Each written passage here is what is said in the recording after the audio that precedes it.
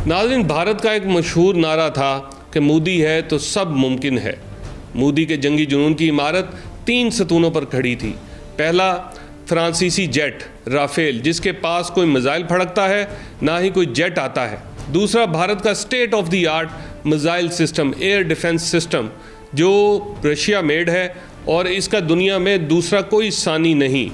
ये दूसरा दिफाई निज़ाम बना ही नहीं इस तरह का। इसराइल का जो आयरन डूम बड़ा मशहूर है एयर डिफेंस सिस्टम, S-400 के आगे वो भी पानी भरता है। और मोदी का तीसरा गरूर ये था कि पाकिस्तान भारत के आगे 10 दिन भी नहीं टिक सकता। और इसकी वजह सिर्फ भारत का ओवर कॉन्फिडेंस नहीं था, बल्कि हमारे एक साबिक आर्मी चीफ भी ये कहकर गए थे कि हमारे टैंक तो चलने के काबिल नहीं। लेकिन हकीकत ये है कि अब टैंकों की जगह नहायत सोफिस्टिकेटेड टेक्नोलॉजी ने ले ली है और उस आर्मी चीफ की जगह आज एक ऐसा चीफ ले चुका है जो मुल्की दिफा पर उंगली उठाने नहीं देता। नाज़रीन, मैं हूं नदीम ज़ईन और आज के वीलॉग में आपको बताऊंगा कि भारत का ओवर कॉन्फिडेंस कैसे टूटा और पाकिस्तान के बारे में क्या क्या मिथ मशहूर थी। पाकिस्तान और पाक अफवाज के बारे में एक मिथ बड़ी ज़ुबान ज़द-ए-आम थी कि हम कन्वेंशनल वॉर नहीं लड़ सकते, यानी छोटे हथियारों की जंग लड़ी तो पाकिस्तान गया। लेकिन आपने देखा कि हमने टेक्नोलॉजी की जंग लड़ी और हमने मिसाइलों और जेट्स की जंग लड़ी और कन्वेंशनल वॉर में भारत को धूल चटाई। कहा जाता था कि हम तो 10 दिन में बम मार देंगे, यानी एटम बम निकाल लेंगे। यानी इंडिया ये बयानियाँ दुनिया में बेचता था कि पाकिस्तान न्यूक्लियर ब्लैकमेलिंग करता है और ख़ुद अपनी जोरी टेक्नोलॉजी से डरता है। तो सुन ले भारत और सुन ले दुनिया के पाकिस्तान ने न्यूक्लियर नहीं निकाला। और जब अपना न्यूक्लियर निकाला तो बलूचिस्तान के चागई पहाड़ गवाही देंगे कि वो इतना एडवांस सिस्टम है कि जिस वक्त उनके आगे न्यूक्लियर टेस्ट किया गया था तो काले पहाड़ सफ़ेद हो गए थे। बहरहाल, भारतीयों के आगे मोदी सरकार ने इन 3 सतूनों पर अपना झूठ बोला, बेचा। ऐसी घुसकर मारने की बॉलीवुड फिल्म बनाई जा चुकी थी कि बेचारे इंडियंस सोच रहे थे कि सीज़ फायर यानी जंग बंदी का मतलब क्या है। क्या आपको पता है कि गूगल का जो डाटा है वो बताता है कि करोड़ों इंडियंस सीज़ फायर और जंग बंदी का मतलब ढूंढते रहे। भारतीयों को यकीन नहीं आ रहा था कि मोदी सरकार सीज़ फायर के लिए अमेरिका के आगे घुटने टेक चुकी है। जिस मोदी के लिए ये नारा लगता था कि मोदी है तो सब मुमकिन है, उस मोदी के झूठों पर खड़ी ग्रेट इंडिया की वो इमारत पाकिस्तान ने ऐसी गिराई जिसे दुनिया ने देखा और सब ने मान लिया। किसी को समझाने की ज़रूरत नहीं पड़ी। जिस तरह आपको याद है कि अभिनंदन वाली स्टोरी, वो आज भी जाली हीरो बनकर इंडिया में मौजूद है और उसको प्रेसिडेंशियल अवार्ड दिए जा रहे हैं। लेकिन अब इस बार भारतीयों ने सवालात उठाए हैं और ऐसे सवालात उठाए हैं कि मोदी सरकार उनका जवाब नहीं दे पा रही।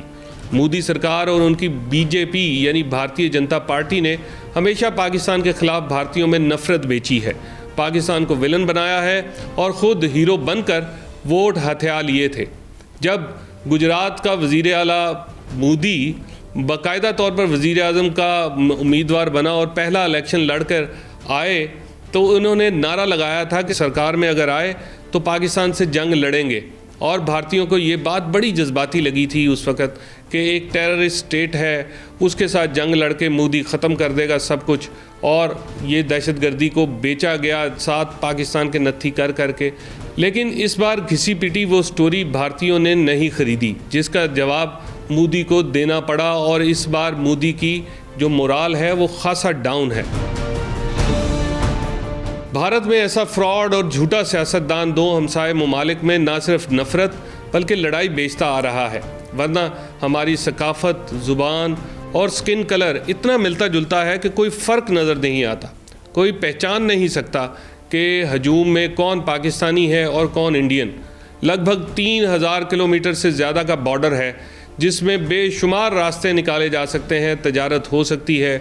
हमारा ड्राई फ्रूट उधर जा सकता है सवाद से बना हुआ, और उनकी अच्छी मोटरसाइकिलें इधर आ सकती हैं। यूरोपीय ममालिक में 2 जंगें अजीम लड़ी जा चुकी हैं, 10 करोड़ लोग मारे गए थे। लेकिन आज वो लोग खुशहाली पर काम कर रहे हैं, आज वो लोग आर्टिफिशियल इंटेलिजेंस पर काम कर रहे हैं।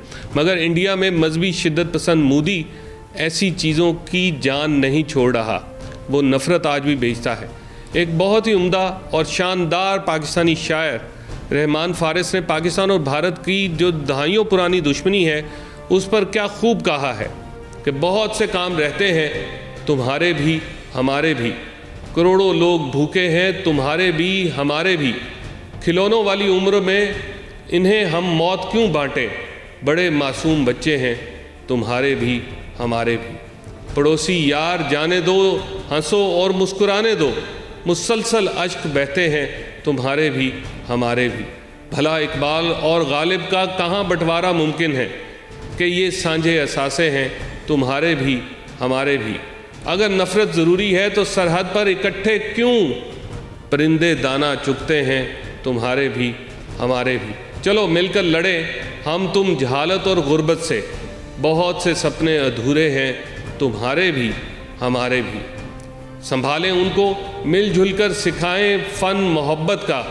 बहुत जोशीले लड़के हैं तुम्हारे भी हमारे भी, इधर लाहौर उधर दिल्ली कहाँ जाएंगे हम फ़ारिस, यही दो चार कस्बे हैं तुम्हारे भी हमारे भी।